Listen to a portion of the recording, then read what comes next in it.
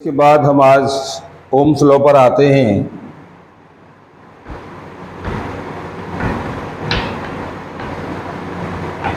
Ohm's law अपनी definition ये define करता है, when A current flow through a conductor is directly proportional bye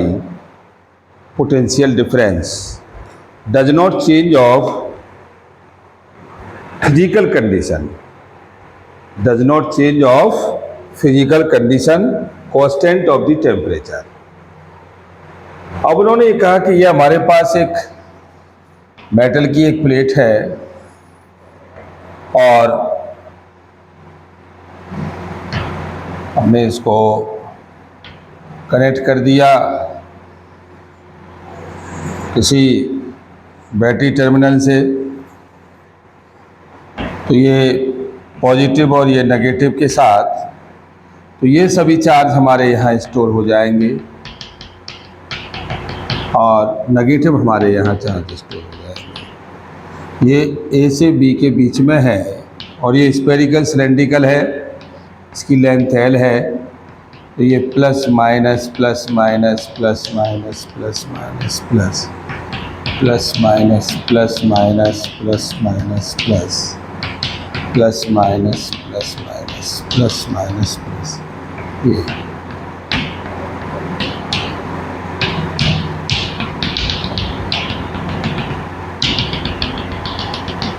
ये इस पर फीड हो जाएंगे और जब ये फीड हो जाएंगे तो ये टोटल चार्ज जो हमारा हो जाएगा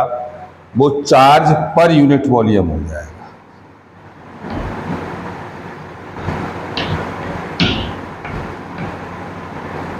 पर unit volume is equal to N E T, N E del T के साथ, तो Q upon del V is equal to N E del T. और ये हम जानते हैं कि इसको इधर ले गए तो ये आपका हो जाएगा एन ई और del V into del T, और ये I इंटू टी या डेल टी भी कह सकते हो, एन ई, और ये हो गया area into length into del T से डेल टी कैंसिल हो गया, तो एन ई ए, और ये हो जाएगा L is equal to B D into T, I is equal to N E A B D into, और ये L is equal to V D into T के साथ, और या हम इसमें एन ई कह सकते हैं ये खाली, और ये आई इंटू डेल टी, और ये डेल टी के साथ, डेल टी से डेल टी, तो I is equal to N E A B D. अब ड्रिफ्ट वेलोसिटी क्या है कि जब सारे पार्टिकल मूवमेंट करते हैं किसी इलेक्ट्रिक फील्ड में, तो ये v1 is equal to u1 plus a relaxation time, v2 is equal to u2 plus a t2, और v3 is equal to u3 plus a t3 up to dot dot, और ये कितने तक vn is equal to un plus a tn तक। इन सब को हमने add कर लिया तो v1 plus v2 plus v3 plus v4 upon n, और u plus u2 plus u3 plus u4 से लेकर n के साथ, और plus a t1 plus t2 plus t3 plus t4 plus t5 से लेकर अपॉन n के साथ। अब ये हमारे पास हो गया बी डी 0 और a इंटू रिलैक्सेशन टाइम। भाई रिलैक्सेशन टाइम जो होता है, ये इसको रिलैक्सेशन टाइम कहते हैं, time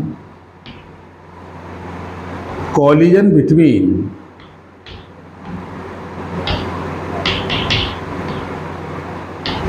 two electron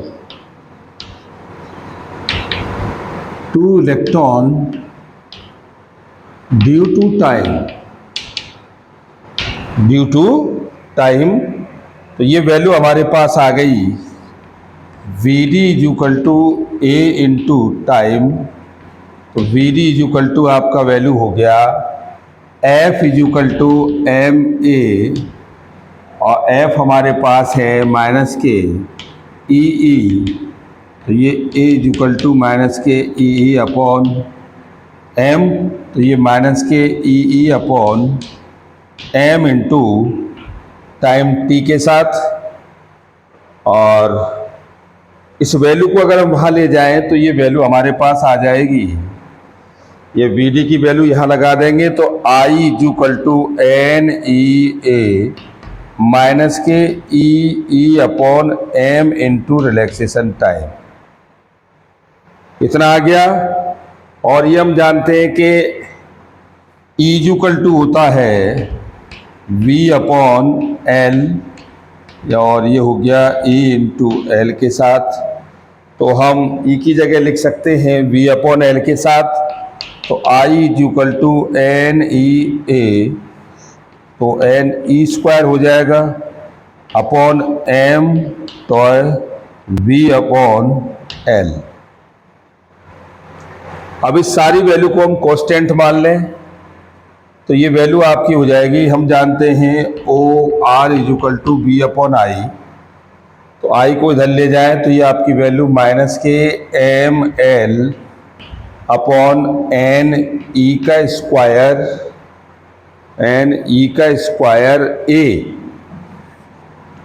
is equal to B upon I. This is the value is constant.